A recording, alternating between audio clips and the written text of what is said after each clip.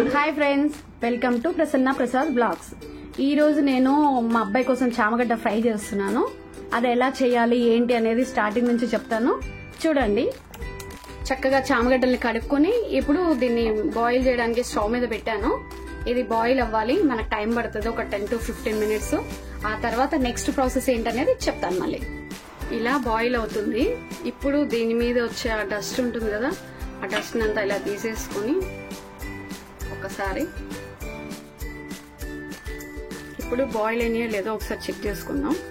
ఇలా ఒక చాకుతో కానీ ఒక స్పూన్తో కానీ ఇలా ఒకసారి గుచ్చి చూసుకుంటే మనకి ఈజీగా దిగిపోతే ఇట్లా బాయిల్ అయినట్టు. ఓకే, ఇవన్నీ బాయిల్ అయిపోయినాయి. ఇప్పుడు మనం ఇప్పుడు ఇవి కొంచెం చల్లారాయి. చక్కగా ఇలా పొట్టు తీసేసుకొని ఇలా ఈజీగా వచ్చేస్తాయి. తీసేసుకొని అన్నీ పొట్టంతా తీసుకొని ఆ తర్వాత మళ్ళీ ఫ్రై చేయాలి. ఇలా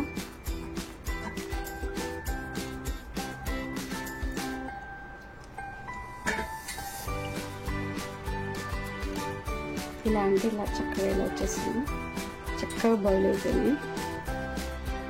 మా వాడు ఎప్పుడెప్పుడు ఫ్రై అయిపోతుందో, ఎప్పుడెప్పుడు అన్నం తిందామని రెడీగా ఎదురుస్తుంది. మా అబ్బాయికి యాక్చువల్లీ చాలా ఇష్టం ఇది. ఇలా చక్కగా మంచిగా నీట్గా బాయిల్ అయిపోతే మనకి దానిపైన తుక్కు కూడా చక్కగా నీట్గా వచ్చేస్తుంది. ఇట్లా కొంచెం ఇలాంటి చాలు. ఇలా ప్రెస్ చేస్తే చూడండి ఇలా వచ్చేస్తుంది. ఇలా పొట్టు తీసుకున్న చామగడ్డని చక్కగా ఇప్పుడు కొంచెం పెద్ద పెద్దగా ఉన్నాయి కదా, వీటిని ఇలా చిన్నగా తరుక్కోవాలి. ఎందుకంటే పిల్లలు డీప్ ఫ్రై అయితే చక్కగా లోపలంతా మెత్తగా లేకుండా పిండిగా లేకుండా ఉంటే బాగా లైక్ చేస్తారు. అందుకని ఇలా దాన్ని ఇలా తరుక్కోవాలి, చిన్న చిన్న ముక్కలు చేసుకోవాలి. వీటిని ఇలా చేసుకుని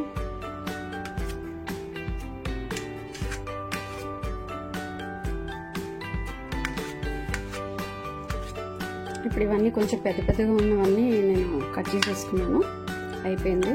ఇప్పుడు బాండీ కూడా పెట్టేసి స్టవ్ వెలిగించేసుకుని బాగా నూనె కాలిన తర్వాత అందులో ఇవి డీప్ ఫ్రై చేయడమే. ఆయిల్ బాయిల్ అయింది. ఇప్పుడు ముక్కలు వేసుకొని ఫ్రై చేసేద్దాం.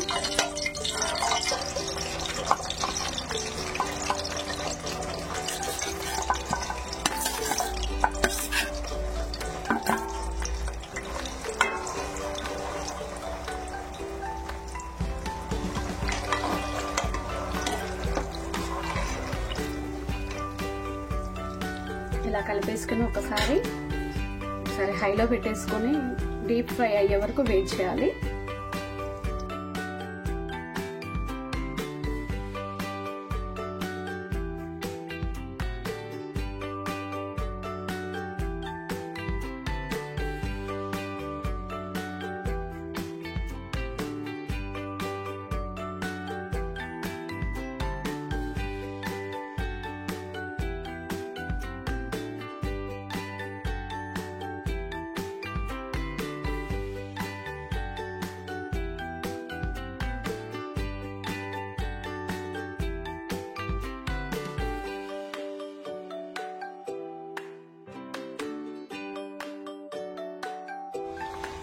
ఇవి మధ్య మధ్యలో కలుపుతూ ఉండాలండి, లేకపోతే మొత్తం అడగంటేస్తాయి. చూడండి గోల్డెన్ కలర్లోకి వచ్చేస్తున్నాయి. అయిపోవచ్చింది, ఇంకా ఒక 5 minutes అయితే అవుతుంది. యాక్చువల్గా ఏంటంటే మా వాడికి బాగా ఫ్రై ఇష్టము. బట్ ఇప్పుడు సమ్మర్ ఉంది, సమ్మర్లో oil items deep fries avoid చేయాలి కాబట్టి నేను అసలు చేయట్లేదు. ఇప్పుడు ఏంటంటే చాలా రోజులు అయిపోయింది, ఎప్పుడో ఒక్కసారి అయితే పెట్టచ్చు. రోజు అంటే కొంచెం కష్టం ఆయిల్ ఐటమ్స్, అందుకని చాలా రోజులు అయిపోయిందని ఈరోజు చేయడానికి అయితే మొదలుపెట్టాను.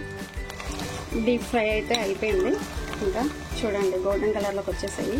వీటన్నిటిని తీసుకొని ఆయిల్లోంచి తీసి ఇంకా ఉప్పు కారం వేసుకొని సర్వింగ్ చేయడమే.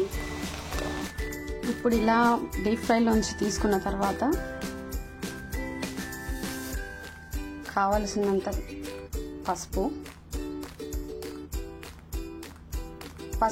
ఓన్లీ ఫ్లేవర్ కోసమేనండి, జస్ట్ ఆ కలరింగ్ కోసం అది. సాల్ట్,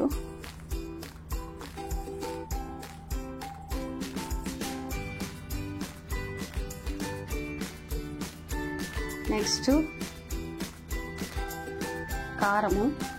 కారం చూసారా, ఇది గుంటూరు కారం అండి, ఎంత ఎర్రగా ఉందో చూడండి. ఇది తక్కువ మోతాదులోనే వేసుకోవాలి, ఎందుకంటే చాలా స్పైసీగా ఉంటుంది. గుంటూరు కారం అంటారు కదా, మేమంతా కారం గుంటూరు నుంచే తెప్పించుకుంటాము. ఇప్పుడు నెక్స్ట్ జీలకర్ర అండి, రోస్ట్ చేసుకున్న జీలకర్ర అండి ఆల్రెడీ ఇది. ఎందుకంటే అజీర్తి చేయకుండా ఉండడం కోసం అప్పుడప్పుడు కొన్నిట్లో జీలకర్ర వాడుతూ ఉండాలి, ఆరోగ్యానికి చాలా మంచిది. ఇవన్నీ కలిపి ఇప్పుడు మిక్స్ చేసుకొని నెక్స్ట్ వేడి అన్నంలో కలుపుకొని అలా చారుతో కానీ, సాంబార్తో కానీ, పప్పుతో కానీ స్పైసీగా అలా నంచుకుంటూ తింటూ ఉంటే ఉంటుంది చూడండి, సూపర్ అంటే సూపర్ అన్నమాట. Please subscribe to Prasanna Prasad blogs.